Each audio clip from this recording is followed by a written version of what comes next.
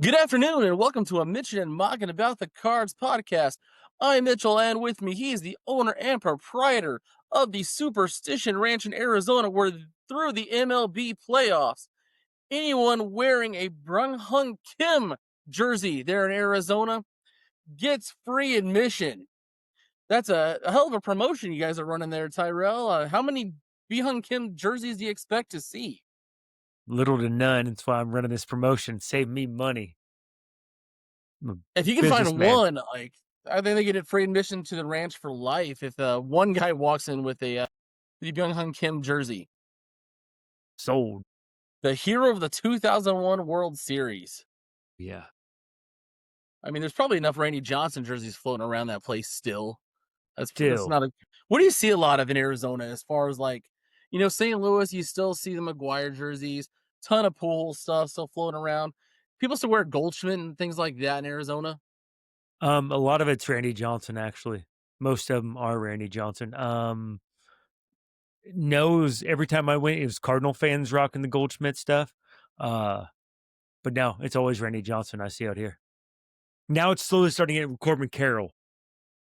My favorite ones when you see the random ones, like when every now and then in St. Louis, you'll see a JD Drew. You'll still see a Matt Holliday, which that's fine. He's a Hall of Famer. But it's the random guys I like the most. Like when you see somebody still wearing a Colby Rasmus, not even a jersey, but like the T-shirt. Like you can Yeah. spend $25 on a new shirt in the last 15 years.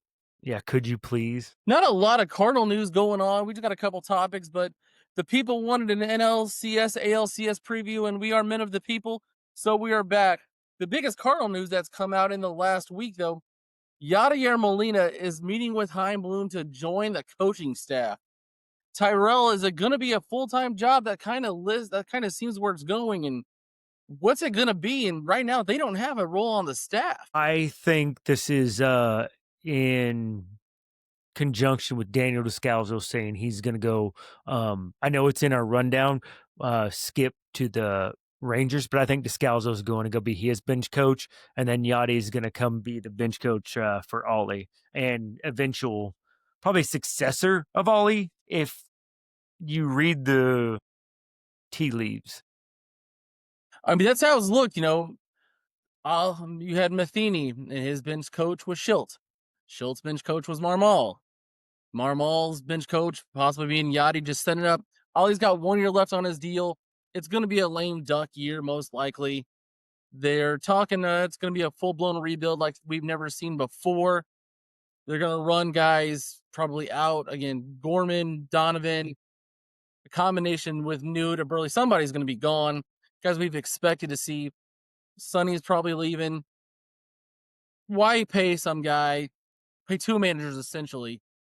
Ollie and whoever you're going to bring in.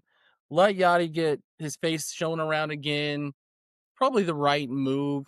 I just don't know if Yachty wants to have this, mess that he's going to inherit.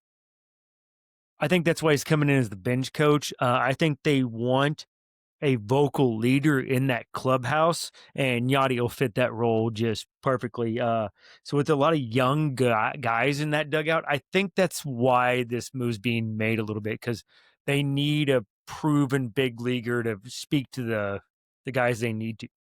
And it starts at Cardinal way, Cardinal tradition, BS that we always want. And Bloom even kind of mentioned that in his opening presser. So I kind of think it's a little bit to do with that too. And we've talked about this. Isn't it time for an outside voice, though? Hmm. Somebody Yes. outside the organization. There just keeps we would have been great with Schumacher. I mean, because he's been a few different places, but now we're setting the precedent for a Yadier Molina in 27, most likely. It's just going to be the same cycle, and we're going to talk about this here on our next topic. But it's hard when you're the guy. I mean, you're a Hall of Famer in the franchise, and now you're going to come in and try to lead. I mean, the fans have these memories of Yadier Molina being probably the third or fourth greatest Cardinal of all time. And what happens when they go on a 5-game losing streak?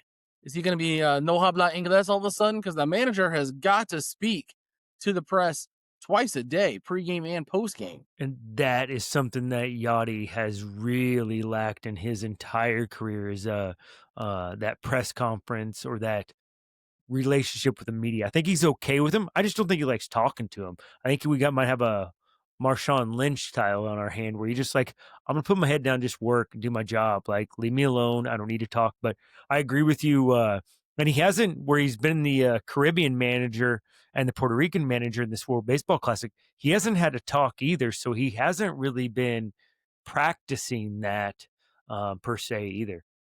But when he does, in the World Baseball Classic, it's his language. It's his native language. And in one of the professional developments I was in for teaching, I actually paid attention to for more than 4.5 minutes. When it's not your language, you have to hear it in English, process it in Spanish, what you hear, process your response in Spanish, and then speak it back out in English. So maybe that's why he's always kind of struggled with the media, etc. Moving along, which kind of brings me to my next point. We've kind of touched on Skip Schumacher. I think he's going to be successful in Texas. They've got some talent there. The vision is pretty, solid outside of Seattle, which we're going to touch about here in a minute.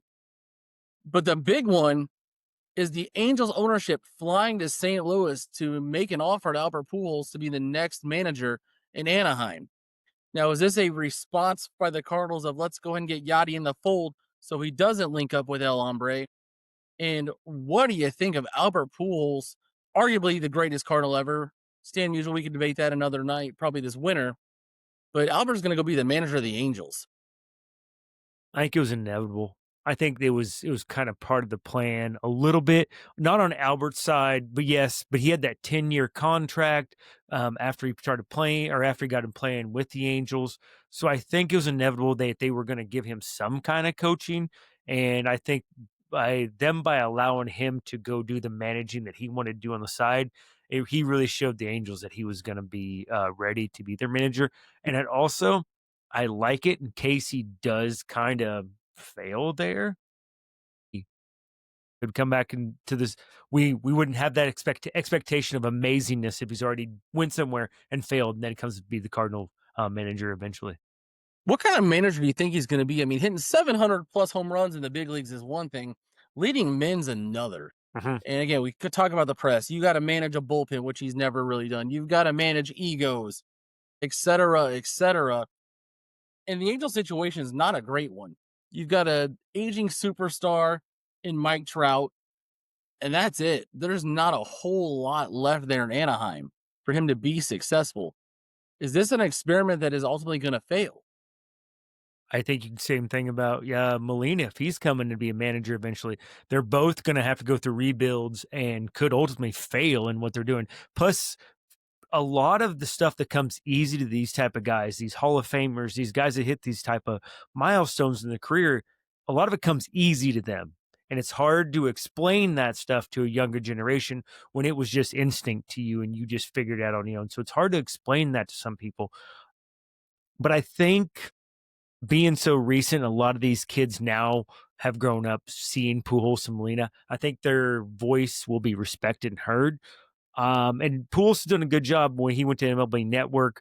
So he got his media savviness in there.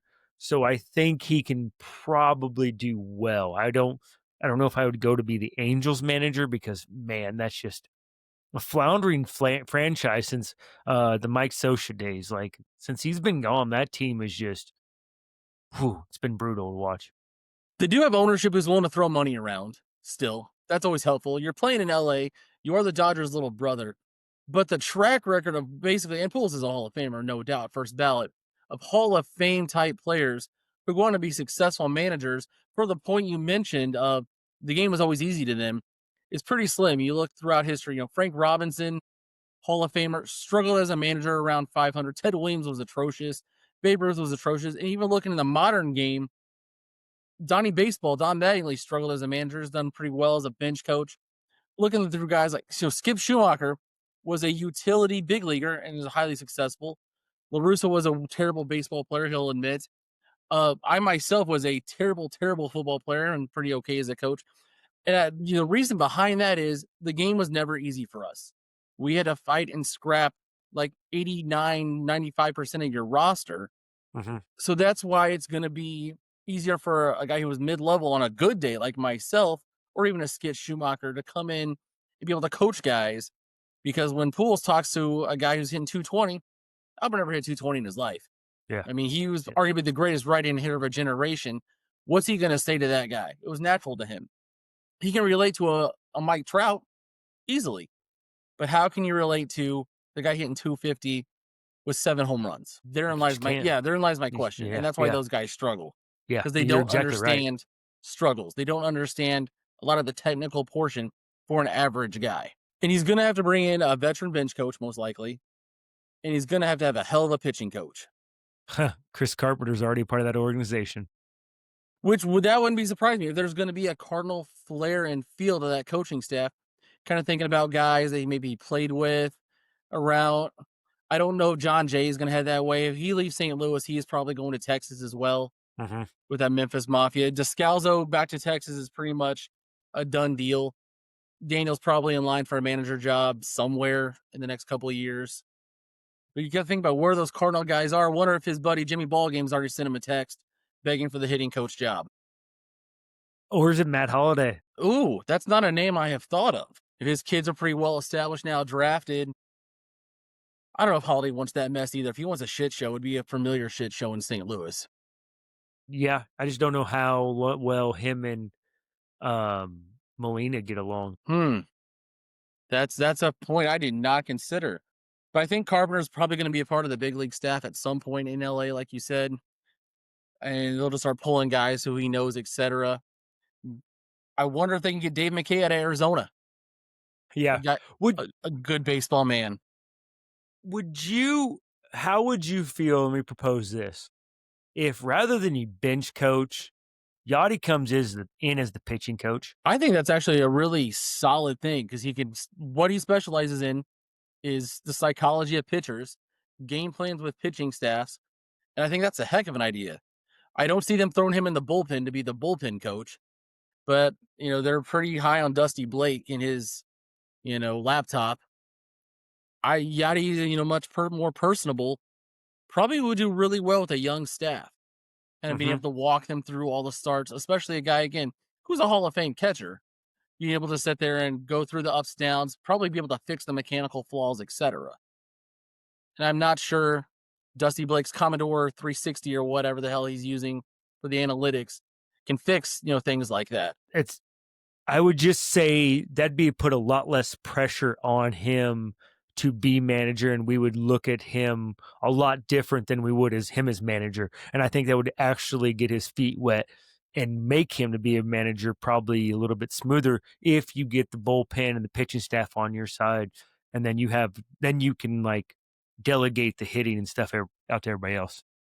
The hardest part, everybody says, of being a big league manager is managing the pitching staff because most of those guys have no idea how to do it. They've never had to do it before. And well, do you throw a guy who's gone 2 days, but he's only thrown 25 pitches in these 2 days? Who needs a rest? Like, that's the hardest part, in my opinion, of being a big league manager. And if you can get that part down, the rest falls in place. Yeah, you talk about somebody that's going to watch tape on his pitching staff and make sure and put him in the right position to be.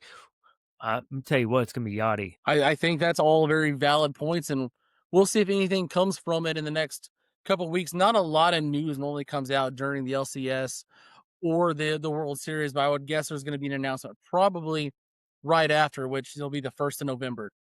Tyrell, how much baseball have you watched? How much playoff baseball have you enjoyed in the last couple of weeks? I've watched more baseball in the last couple of weeks than I had the last weeks of the Cardinals season. I watched the Mariners. I've been rooting for the Dodgers. Don't ask me why. I just not cannot be a Phillies fan.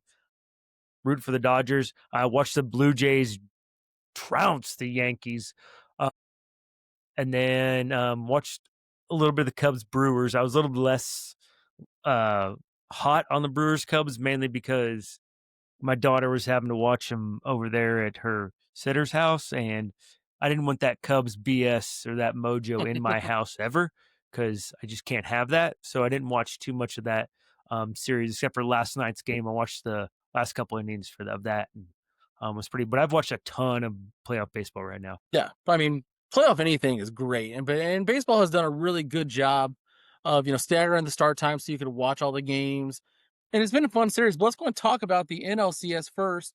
Milwaukee, LA, they'll actually start tomorrow, Monday. The Brewers did sweep the Dodgers 6-0 in the regular season. LA defending World Series champion. There's a little bit there. Kind of what's your prediction for the series? You got to look at the Dodgers with the star power, the big names, Otani, Mookie Betts, things like that. Star power, La La Land. And the Brewers are just kind of that scrappy Midwest small market team. I think that was a tough series the Brewers just got out of, and I think that was pretty tough on the Brew Crew. But that being said, there's been some magic brewing up there this year, man. For whatever reason, they just have put it together, been baseball's best team. But I kind of got to go with it, man. Like the star power of the Dodgers, and I think they've figured out their bullpen situation a little bit by putting some of their starting pitchers back there in relief. I think it's going to end up being the Dodgers winning this series. I like the Brewers. I like the scrappiness they have. Old time baseball type team. They run well. They hit. They pitch high leverage. I think the Dodgers still have too much. Give me LA in 6. I have it in 6 as well. I said the same thing.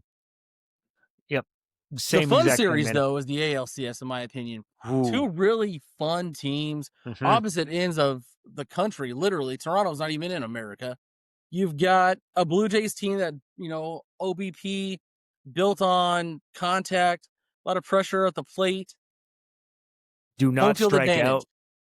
Yeah, don't strike out. And they got a much deeper rotation than Seattle. But the Mariners are fun, man. You got Julio Rodriguez, you got Cal Riley. The top end of that rotation, though, Gilbert, Kirby, and even the Munoz in the pin. And they got the momentum from a 15-inning winner. That was a ball. That That's was a going to ball be game. a great series. My question is, with the travel, is the home team going to be at an advantage on the travel situation there? Literally flying across North America. I think the Blue Jays are automatically in the driver's seat here, and I think they're going to be, especially the home field point, that 15-inning game. They're going to ride that high into tonight. Probably win tonight, but I think it's the Blue Jays in 5. Oh, I think it's just they're just too much of a buzzsaw, man. That is a team that is deep contact speed. I love watching the Mariners. I think it's a storyline, and I've enjoyed it. I don't think this is but also my gut knows that the Mariners have been playing playoff baseball for the last month, and every one of us know that the team that's been playing playoff baseball does it really deep into the playoffs. So but I'm still gonna go Blue Jays. That team's amazing to watch. The way they thumped the Yankees like they were nothing, that was impressive. still no Bo Bichette either. He's left off the roster from the last thing I read right before we went on. So they are down a guy. I think Seattle's kind of that team of destiny right now. Mm, For whatever okay. reason, the pitching's good.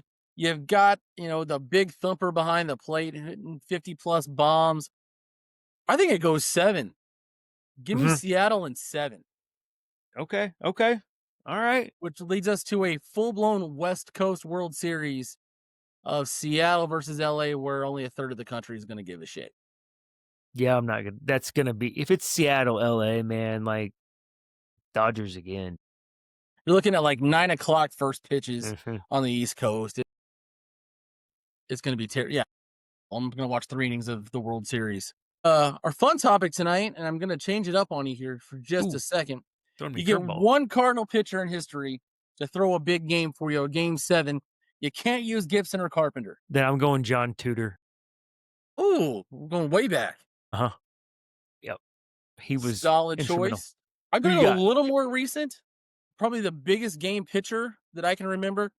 Was never an all-star, never won 20, but always came up in the big games. Give me Jeff Suppan. Okay. Okay. Suppan was going to give you 6 and give up 3 in a big game. He was going to keep you in it, and so you could figure it out. I looked at Wainwright, but man, Wainwright was terrible in the postseason. Horrendous in clinching games or elimination games. Mhm.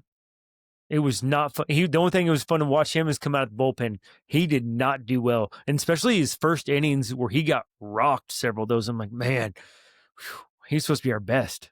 That Atlanta series in 12 or 13, where he had like 6 runs in 2 innings, and the Cardinals end up coming back. he was just never that big game guy.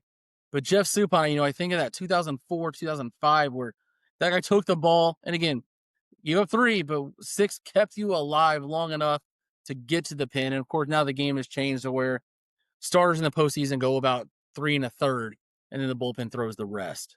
I'll throw out another name for you, honorable mention. Woody Williams.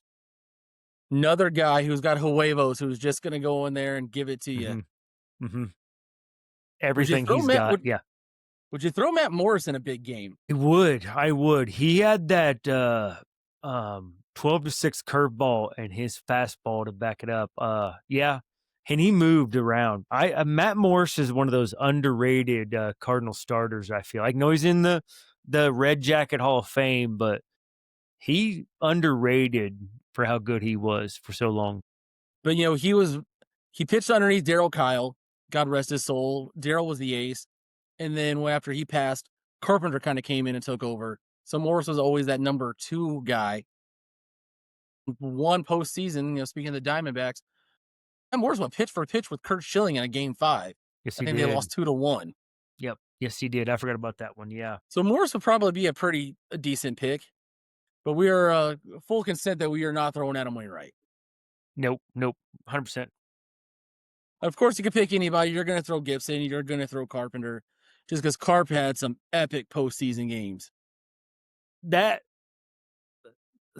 2011 game against the Phillies, that always brings to your mind because of him versus Roy Halladay, former teammates, and I always thought Carpenter was better than Halladay anyway, but that proved it that Didn't the game. Cardinals score in the first inning and that was it?